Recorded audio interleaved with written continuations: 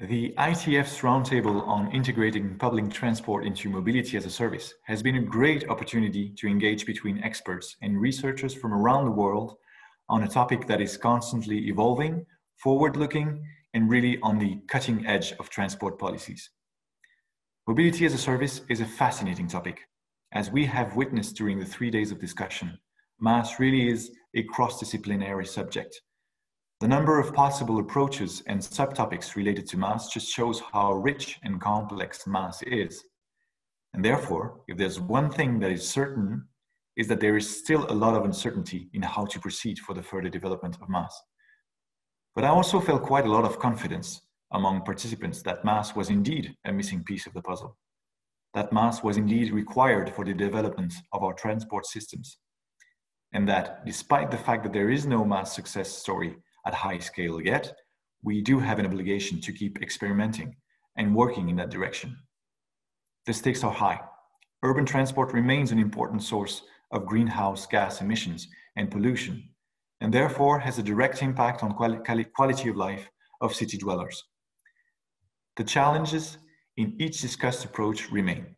For example, the user and service design perspectives remain an important and unanswered questions, and there's still a lot of experimentation to be done to actually determine what MaaS is as a product.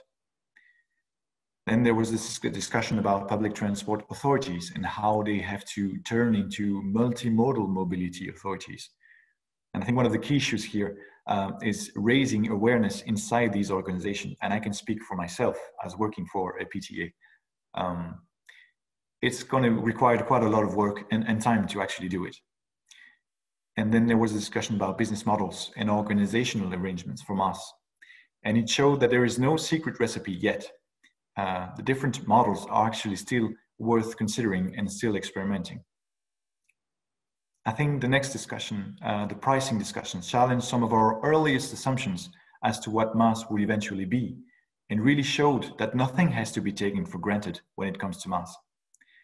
And finally, data governance remained an important challenge as well for the confidence and trust that all stakeholders need in the system for it to work.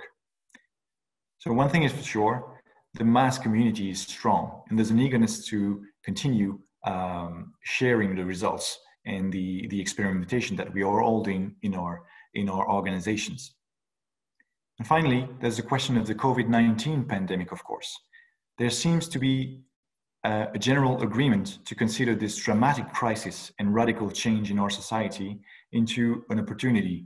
And I don't like the word opportunity in these circumstances, but an opportunity nonetheless to accelerate change towards more sustainable mobility. So you'll be able to find here on this webpage all the content related to this roundtable if you want to dig deeper. And I really hope you'll enjoy reading and watching all of this as much as I enjoyed sharing the roundtable. I hope we'll meet again soon. Bye-bye.